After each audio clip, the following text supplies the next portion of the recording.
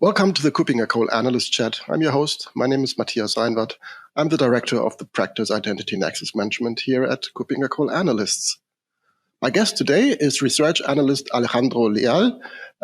He is working with KuppingerCole Analysts out of Stuttgart. Hi, Alejandro. Hi, Matthias. Great to have you. And we want to continue a discussion that we started a few weeks ago when we talked about your leadership compass, Passwordless. And we want to continue the discussion around passwordless authentication a bit. One key component for passwordless authentication is the use of biometrics. Why is this so important, and where are maybe some of the challenges regarding biometrics within passwordless? Sure. Well, thank you for having me back, Matthias. I think it's a good idea to first start talking about authentication factors. As we know, there are three factors. Factors based on something you have, such as the possession of a smart card or a token. Factors based on something you know, such as login information and passwords. And factors based on something you are. And that's when biometric authentication comes in. We also know that biometric technology is not new. However, the rise of biometric as a service in recent years has created a very competitive and innovative space.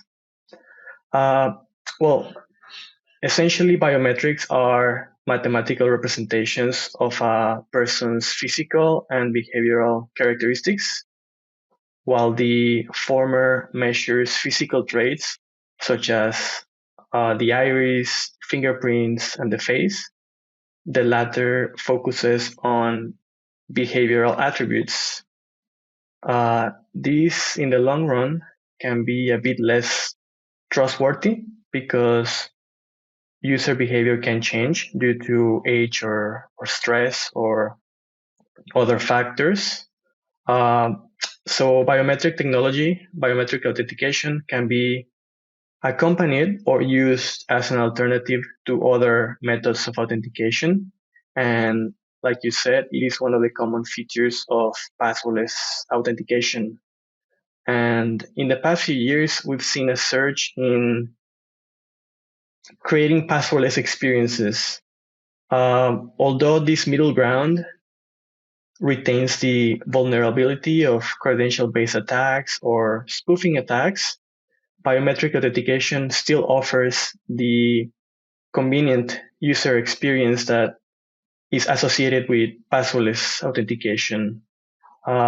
So when combined with other mechanisms, such as behavioral biometrics or cryptographic keys, step-up authentication, risk-based MFA, logins can be even more secure for users. Therefore, vendors are offering multiple ways to authenticate their users, and they're developing new techniques to keep biometrics secure. As we also talked about last time, account recovery procedures are important things to consider. So instead of using knowledge-based authentication methods or even passwords to recover your account, many solutions are now using biometric authentication to do this. However, there are architectural, security, and privacy concerns that need to be considered, and I'm sure that's something you would like to discuss. Absolutely. Let's start with the security side of things. I'm very much a privacy guy, so I keep that for the later part of this episode. But where do you think are key security issues when it comes to biometrics, and how are they addressed within products? Well, despite the promise of biometric authentication, many people are still reluctant to move away from traditional methods of authentication because of user acceptance or privacy limitations, deployment costs, security concerns. I think there are two questions that are important to consider when it comes to implementing biometric authentication. One is how can organizations deploy biometrics responsibly? And the other is how can we use biometrics to enable trust and privacy? You see, everyone wants the benefits of biometric authentications. It's very convenient, it's easy to use, but nobody wants to pay the security price. So the biometric industry is facing the challenge to deliver secure and at the same time convenient authentication processes. If we look at the history of the industry, there are several inflection points. I think the first one was probably over 20 years ago, after 9/11. The American government and the industry started to use biometric authentication to increase security. But I'd say that maybe the most important inflection point was the use of mobile biometrics, because they popularized the use of fingerprints to authenticate. Apple's Touch ID implemented this fingerprint technology for their new iPads and iPhones, as well as their Apple service payment. And other devices such as Samsung Galaxy, they use iris technology. And lately, Apple X, the iPhone X, has been using facial recognition technology. So as these options become more popular, other biometric modalities are expected to grow as well. But more recently, the outbreak of the COVID-19 pandemic drastically accelerated the utilization in many organizations and businesses, and it also increased the adoption of biometric authentication. If we see the rise of online transactions and e-commerce during the pandemic, that pushed biometrics to the forefront.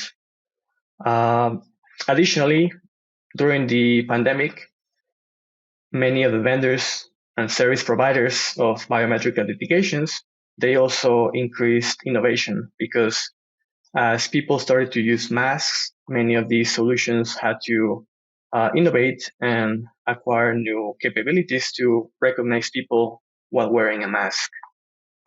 So essentially, the practicability of biometric authentication depends on the use cases they intend to address. In the private sectors, we see the use of biometric authentication in many industries, but specifically in the financial industry. In addition to the private industry, the public sector is also a space that implements biometric authentication. Major initiatives such as e-passports, e-driving licenses, cross-border collaboration, and national IDs are continuously pushing and driving the market in the public sector. However, there is a great deal of variation in the deployment, usability, functionality, and reliability of both different biometric modalities and vendor implementations. So, as we were talking before, data privacy and security are probably the main concerns that organizations and users have. The regulation of biometric data is still in the making, and discussions about legislative and regulatory interventions are challenges, but are also presenting an opportunity to raise public awareness. For example, in Europe, we see the implementation of GDPR, which is one of the best known privacy regulations, and it imposes stiff penalties if there are no compliance. In addition, since the introduction of GDPR, privacy has become closely associated with data protection. For example, biometric samples are considered to be personable identifiable information according to GDPR. On the contrary, we see in the United States that there's an absence of a comprehensive federal law that focuses and regulates the usage of biometric data. So we see this difference between Europe and the United States where in the United States, perhaps users are looking forward to having a more convenient method, whereas in Europe, perhaps users are more aware of privacy concerns. Yeah, I think collecting and storing and processing biometric data is actually in Europe. I'm not a lawyer, but this is what I assume from a practice perspective. Is not that easy, and it's usually also not that common. I hope at least, but that has changed or is different in other countries, I assume. So that's really an important topic because our biometrics cannot be considered as a secret. I'm showing my face to that camera, so my face as the authenticating factor cannot be considered as a secret. So we need to add additional mechanisms. Is this where security issues also arise from, that data can be collected somewhere else? Yes, that's right. Many people have this, let's say, lack of trust when it comes to maybe cloud providers storing their biometric data. For example, also, if we take a look at the financial industry, many organizations are also subject to anti-money laundering and know your customer regulations. In Europe, the EU revised payment service directive is also an important element that many organizations and users alike are paying attention to, because these mandates that financial consumers they must be authenticated strongly. So strong authentication, meaning that they have to have two of the following: something you know, something you have, or something you are. So many vendors are trying to combine something you have, let's say a device, and something you are. And in this context, that would be biometrics.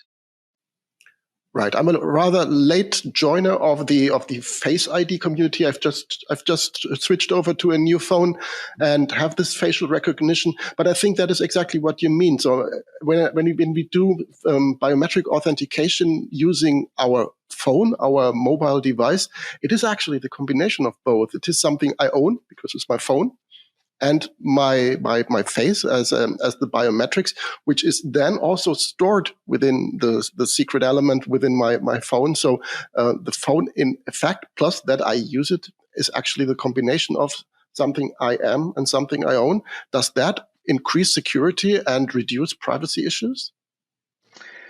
Yes, I'd say that high deployment costs and the fear of privacy and the fear of security are going to hamper the growth of the market. As long as there's no security or privacy scandal in Europe or in North America, it seems that users are still going to continue using biometric to authenticate themselves.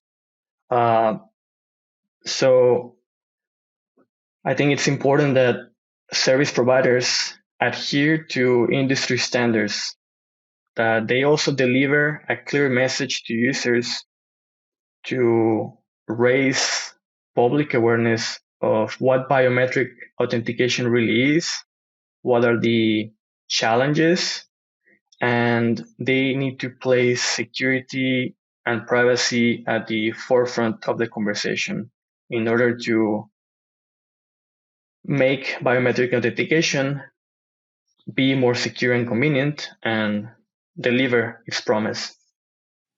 Right. So it's a call to action from your side towards the vendors, the service providers, to increase the level of information about what they are doing and how they process data. So and on the other hand, an education part towards the end users to understand where the risks really are, because there are risks and they need to be properly mitigated. And then the increased security that biometrics obviously deliver can be leveraged in a proper way. Would that be one of the takeaways of our discussion today? Yes, certainly. And as passwordless authentication continues to grow, because it's expected to grow, I think this is an important message that passwordless vendors need to also consider. Absolutely. Thank you very much, Alejandro, for that insight. I want to hint at a new service that we will be launching at KuppingerCole early in 2023. It will be a highly interactive, a more digital service that will be available very soon. I cannot give away too much as of now, but I think passwordless is a topic that will be around that service as well. Until then, thank you very much, Alejandro, for sharing your thoughts about passwordless authentication, biometrics, and the challenges that go with that. And I'm really looking forward to having you very soon for another episode. Thanks again. Thank you, Matthias. Thank you. Bye-bye.